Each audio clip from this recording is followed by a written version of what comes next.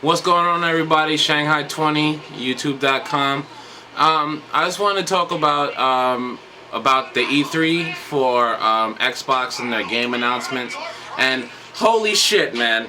Whole paper full of things that I liked about this thing. Let me go into kind of the things I liked. Let me go through this list here. Killer Instinct coming back exclusively for Xbox. Blew my mind fucking there for a second. I had to go, oh, Killer Instinct. That's what I want to see. My man Fulgore, Jago, Cyberwolf, Orchid. Hopefully we get some new characters in there, but I'm pretty excited about that. Next thing, let's get in here. Rise. Rise had a huge demo played on E3, and I was thoroughly impressed. It looks like a mixture of Call of Duty and Call of Duty with the cinematics, but also God of War with the visceralness of it, with a lot of like cutscene type actions. From what it looks like, it might be some way where you get to do things like have combat and have an option to end people with certain combos to end it and to kill them off. So I think that actually might be pretty interesting. The graphics look fantastic, and I thought the interface looked intriguing because not only did they have things like cutscenes and quick kill events, but also they had large scale things where you had to control more than one troop. Like they had it to protect themselves from the arrow shower, so they had the dudes on top and dudes in front with the shield. I thought that was really cool. But it's just a demo, but from what I saw in it, I really liked it. I thought that was cool. Let me take a look on this other list. Crimson Dragon. Crimson Dragon! I want it. I want that shit. I'm a Sega dude. I love Panzer Dragon. I love Panzer Dragon Orta, and this looks like it's going to be in the same vein as that. It looks like it might even be a continuation from Panzer Dragon, and it's called Crimson Dragon.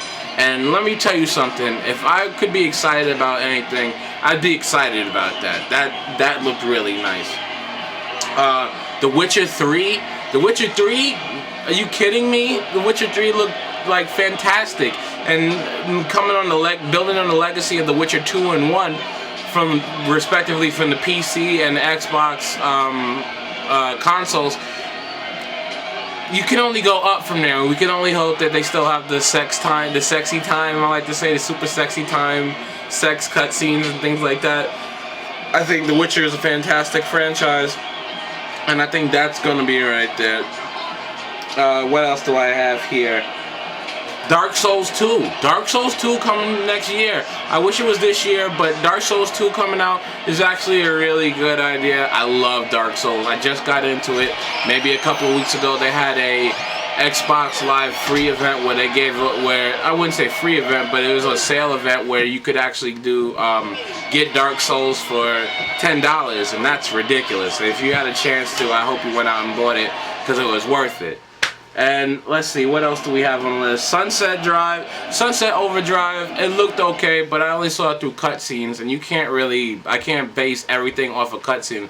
One thing I liked about this E3 event, there was a lot of live footage. And really, in reality, I need to see live footage more than anything, because if you don't have live footage, all I'm seeing is a bunch of just trailers. I can go to gametrailers.com and fucking do all that stuff.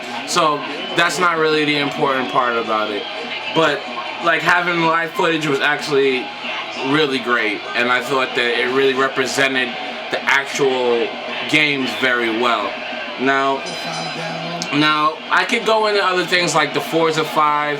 Forza 5 I wasn't really interested in. Not only was I not interested in, but it was more of a racing car fan for racing car fans more than fucking anything. So if you're not really into racing games, then don't really worry about that too much. But from what I've seen, the graphics look really well, and they have this thing called the Avatar or Carvatar or whatever they wanted to call it, which basically says that you can, when you're online, since the Xbox One has such has auto replay and auto record, the computer actually starts to read and act as you would online. And it's almost, think about it like Tekken Tag 2 or Tekken 6, where you had a ghost that can go online and fight as you, like you, against other players. It's going to be the same way with Forza, except that now your car, your customization, and how you drive is going to be on a downloadable thing for everyone else to verse your digital player, even if you're not there. I thought that was really great for a game that I didn't care too much about. But really, now all I need to talk about is the Xbox stuff, the Xbox Live stuff. They said it's going to be the same. It's going to carry over from your Xbox 360 subscription to Xbox One, which is fantastic. They said they're going to start giving out 2 free games a month starting, I'm not quite sure, but starting for Xbox members, and you get 2 free games of XBLA, and I think that's fantastic. A month, so it's not like it's a one-time thing, it's monthly.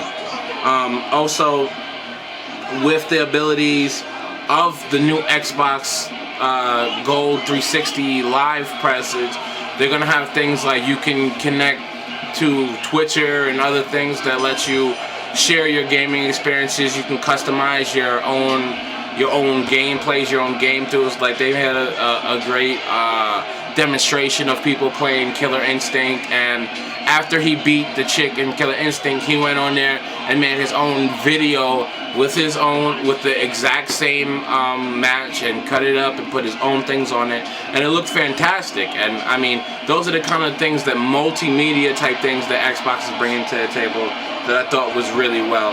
And I think the #1 thing that they did right with the Xbox Gold is it's called Xbox Smart Match. And Xbox Smart Match basically says, while you're playing, let's say, like for me, I play a lot of Happy Wars. Let's say, while you're playing Happy Wars, a single player game, you can set it up that I want to play, I don't know, let's think of a game, Street Fighter 4. I want to play Street Fighter 4.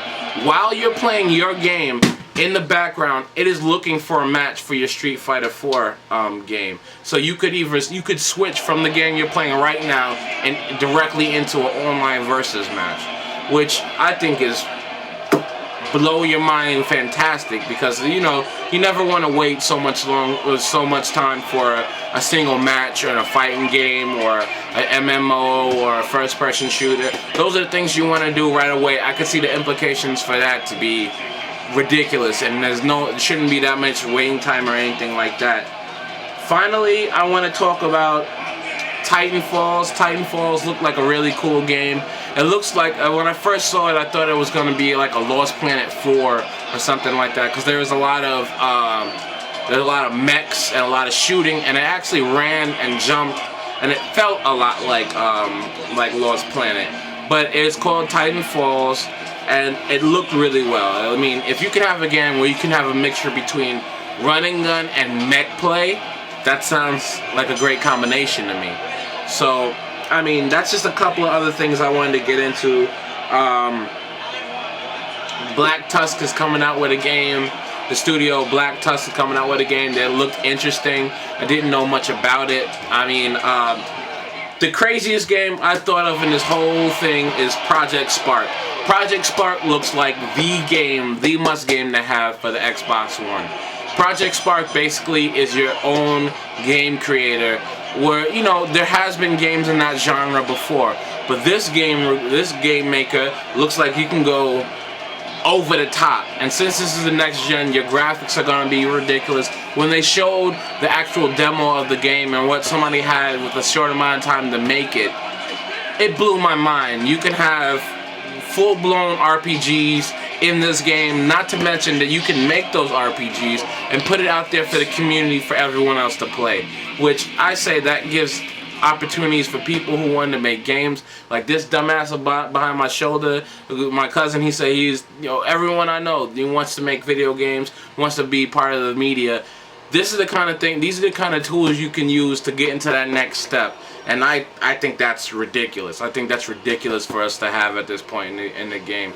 And for me, coming into this, everyone for the past 2 weeks have been down in the Xbox One for so long, and I think it's starting to get trendy to say fuck Xbox and things like that. Even when it came down to this event, there was a few times in the event where the music wouldn't, where the sound wouldn't come on in the press conferences, and that was kind of shoddy. But me as a regular person, I don't give a fuck if your conference that had technical difficulties. I want to see your games. If your games excite me, then half of them could not work. I go online, I go to game trailers, I go here, I go there. I'll see all the trailers again. I don't care about the presentation. Show me the games.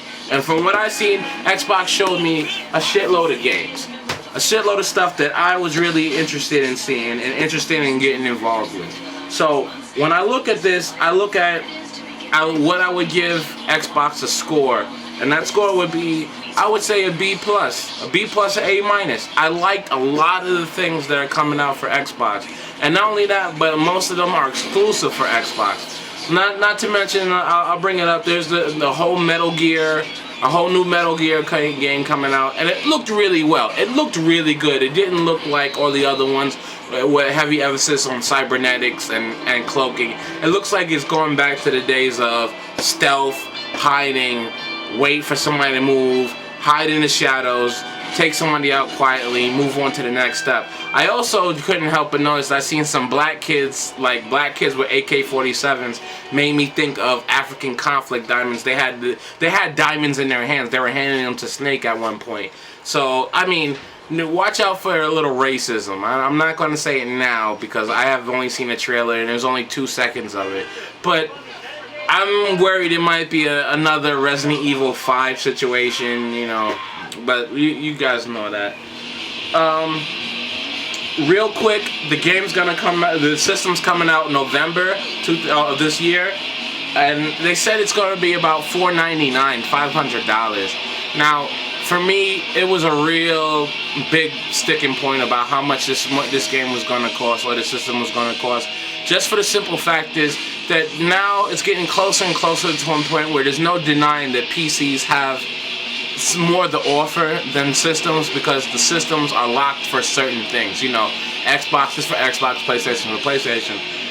Computer or PC is for everybody. So I was really debating on this cycle of consoles if I even needed to get any of the three and just go get a piece and go and upgrade my PC. Right now, like I said, the Xbox One is going to cost like $500 plus change. It's probably going to be 5 something. So it's five something worth getting a system and also having to deal with all the other things that everyone said they had a problem with Xbox, or to just get let's say a new graphics card, a new sound card, and basically beast out with the computer. It's really a toss-up at this point, and until I find a price point for PlayStation, I can't completely say what I do. But I'm very excited about the things they have for Xbox, so if anything, I might just go along and just get the Xbox. But that's just me, and from what I can see right now, I'm more than willing to concede that if PlayStation has a good lineup, that I would like consider that. But I somehow doubt it. Also, I went online to take a look on the numbers on who had a bigger online community. Xbox has a way bigger online community than PlayStation does. So big games of this caliber will really thrive. They also said that Minecraft is going to be expanded on Xbox, where you have more more people involved in servers. So I think that would even be a fantastic thing. Oh, and I'm looking at this big thing because if you haven't noticed, I have a million things written down on here that they're coming out with Dead Rising 3, which, let me tell you something right now. I played Dead Rising 1, I thought it was really fun. I played Dead Rising 2, I didn't get to play the expansion. Dead Rising 3 looks spectacular. It looks great. It looks like they took everything from the 3 games and made them better.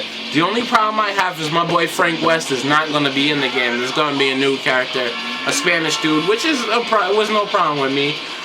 But hopefully we get a cameo of our favorite badass photographer, Frank West. But yeah, as of right now, that's all I can say for the system, for the game lineup for these guys. And like I said, very, very excited about what's coming out for this system. And for the presentations, for most of them, it was real footage from real gameplay, them playing it right there. And they have most of those games available to play at E3. So, in conclusion, really, I'm gonna give Xbox a grade of a B+, A-. I liked a lot of things they had to offer. I was excited about the games, and the presentation with live demos and live gameplay really brought it over the top for me. And plus the introduction back of Killer Instinct only to Xbox One, I think really gave people a chance to look up at things that you can only get for Xbox, which is really what I think this whole thing was about, and what made people, who was going to make people excited about the system. The system's only part of it, of a new generation. It's the games really that bring you to that next level of feeling immersive or feeling happy with your products. So like I said, I would give them an A+, a B+. This is Shanghai 20 signing off.